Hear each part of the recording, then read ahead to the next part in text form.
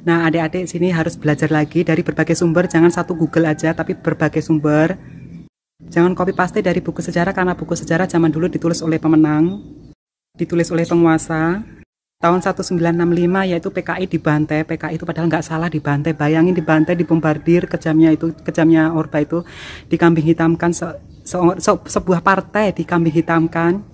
Saat mereka dibantai, keluarga-keluarganya menangis sambil menyanyikan lagu Genjer-Genjer karena mayat nggak ada harganya. Saat itu juga orang-orang tetangganya nggak ada yang nolong karena bagi mereka tetangga-tetangga itu taunya itu PKI dengan isu di rakyat dibentrokan seperti itu. Kejam kan zaman Soeharto, zaman Orba. Sekarang pun juga kejam sekali, mereka memfitnah, membuat hoak. Tiap pemerintah satu langkah akan maju, mereka para cendana mau menjatuhkan dengan menyebar-nyebar hoak, menyebar berita ketakutan. PKI, Partai Komunis Indonesia. Apakah komunisme itu jahat, kejam? Tentunya tidak. Kalian bisa lihat dalam negara Vietnam ya. Negara Vietnam ini termasuk negara 10 besar traveler solo, atau biasanya orang-orang yang suka traveling satu sendiri-sendiri itu mereka tujuannya adalah Vietnam, karena di Vietnam tuh negaranya tuh nyaman, terus asik, terus kulinernya juga enak. Ya Allah, aku jadi kangen kan sama Vietnam. Jadi kulinernya tuh enak banget, endul banget. Jadi di Vietnam itu negara komunisme, tapi mereka menerapkan sistemnya komunisme, tapi bahagia aja, bisa melawan corona. Di sana tidak ada pandemi, bandingkan sama di Indonesia. Jadi komunisme itu cuma untuk menakut-nakutin rakyat. Itulah liciknya Soeharto. Aku bukan dendam sama Soeharto, enggak ya, cuman ini membahas, mengulang lagi supaya kita tuh tahu gitu loh kenyataannya tuh seperti apa kejahatan Soeharto seperti itu. Jadi komunisme itu tidak jahat, tidak merugikan. Soeharto kan kolonel, ngapain bisa kudeta sama Pak Soekarno? Siapa bilang yang kolonel? Justru Soeharto tuh mempunyai pasukan yang paling kejam, mempunyai pasukan paling banyak, sadis. Kasus korupsi pertama kali Soeharto yaitu korupsi impor pentil ban, itu dikorupsi sama Soeharto. Terus ketahuan di sidang, dalam kesidangan militer itu saksinya ada 3 jenderal, saksi mata 3 jenderal. Sudah, kasusnya selesai, Soeharto kudeta sama Soekarno. Setelah menjadi presiden, 3 jenderal saksi ini yang didendamin sama Soeharto ini diusir ke luar negeri, dimiskinkan. Kalian tahu 3 nama jenderal ini nggak ada di buku sejarah.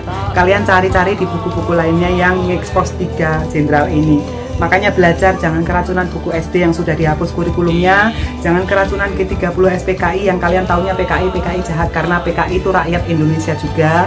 Banyak tentara juga yang dipecat, dituduh PKI dibunuh, banyak petani juga dituduh PKI dibunuh, dibantai, banyak ulama juga dituduh PKI. Oke, kita bahas GNOTA sama transmigrasi selalu menjadi kebanggaan. Betul apa betul? Betul. Tetapi semua itu ada maksud busuknya. Contohnya transmigrasi, warga-warga Jawa dipindahkan ke berbagai pelosok, hutan-hutan, lahan gambut itu untuk membuka lahan, hanya untuk tikus percobaan. Jadi setelah membuka lahan, maju, Soeharto tetap mengambil alih lahan-lahan yang bagus-bagus, yang menghasilkan itu akan tetap diambil alih oleh Soeharto. GNOTA untuk mengumpulkan orang tua yang tidak pro sama Soeharto. Jadi di situ akan diculik, diciduk. Saat itu belum ada sosial media. Diciduk, diculik, nggak ada yang tahu seperti itu. Dibungkam juga nggak ada yang tahu. Seperti kalian ngatain aku, Mbak hati-hati nanti diculik itu. Betul sekali.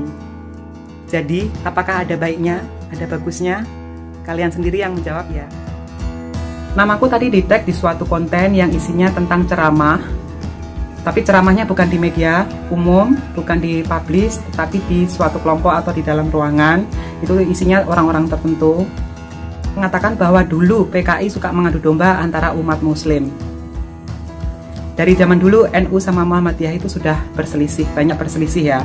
Sampai sekarang pun banyak berselisih. Bukan PKI ya, ingat bukan PKI yang mengadu domba, karena banyak yang dituduh PKI, ulama juga banyak yang dituduh PKI. Kalian harus kritis. Sampai sekarang pun umat muslim saling bentrok itu siapa? Kalian lihat dari ceramah-ceramah Rizik Syihab. Rizik Syihab itu selalu menjelek-jelekan Presiden Jokowi, selalu membuat gaduh, selalu membentrokkan umat Islam. Zaman dulu sudah ada terorisme. Terorisme cuman tidak ditulis di dalam buku sejarah kita. Sampai sekarang pun terorisme merajalela, mengadu domba antara PKI, muslim, dan masyarakat. Yuk, kritis lagi yuk. Mengulas sejarah kelam itu bukan menengok ke belakang. Maaf ya Mas, di sini saya akan luruskan komentar Anda. Komentar Anda juga ada yang bilang Viti ini memecah belah.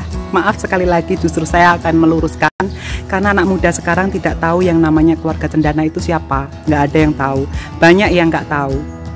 Di sini saya meluruskan bahwa keluarga cendana itu anak dari presiden terkorup di Indonesia atau di dunia, nomor 1. Keluarga cendana ini selalu berlindung di balik organisasi yaitu namanya FPI yang sudah dibubarkan ini. Berlindung supaya untuk menyerang pemerintah, supaya tidak mengobrak-ngabrik harta-hartanya cendana. Justru FPI yang selalu memecah belah masyarakat, memecah belah agama Islam. Kenapa FPI dulu nggak menyerang Soeharto, hanya menyerang 5 presiden setelah Soeharto? Di sini saya meluruskan, membuat konten supaya anak muda tuh mau berpikir, mau membaca, mau cerdas.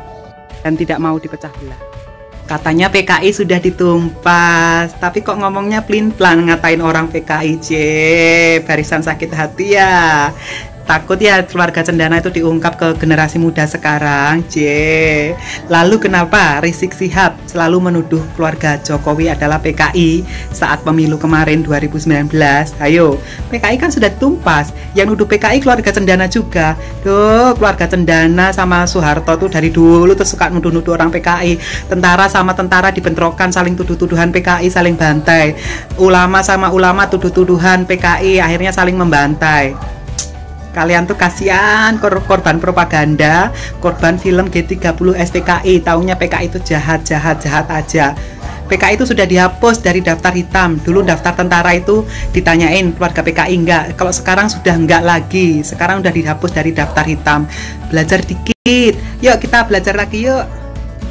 Akhir-akhir ini Presiden Jokowi minta kritik dong Mbak. Oke, dulu tuh Pak Jokowi pertama kali menjabat itu tegas, banyak PNS yang dipecatin, banyak pungli-pungli yang dibabat habis, banyak usaha-usaha yang nggak bayar pajak diserang oleh polisi pajak.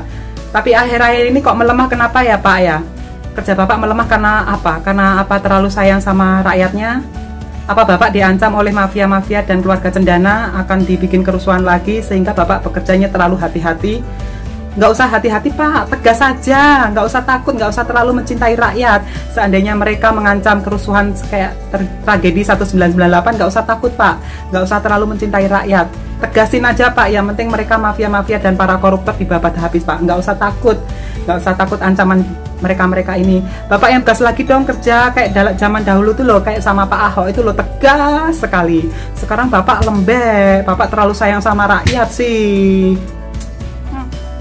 Innalillahi wa innalillahi roji'un. Telah meninggal dunia Ustadz Maher alias Mr. Sony. Untungnya dia meninggal sudah minta maaf sama Nikita Mirzani, sama Pak Presiden Jokowi. Semoga amal ibadahnya diterima di sisinya. Cuman aku kesel banget berita duka ini digoreng oleh Novel Baswedan, yaitu dari KPK. Harusnya kan KPK ngurusin korupsi ya. Korupsi para kadrun kan banyak. Itu PT Telkomsel yang selama ini laporan pajaknya nihil terus. Padahal untungnya banyak tapi dilaporkan merugi terus. Telkomsel tuh banyak kadrunnya. Terus Pertamina sebelum dipegang Pak Ahok juga rugi terus. Itu banyak yang dipegang kadrun.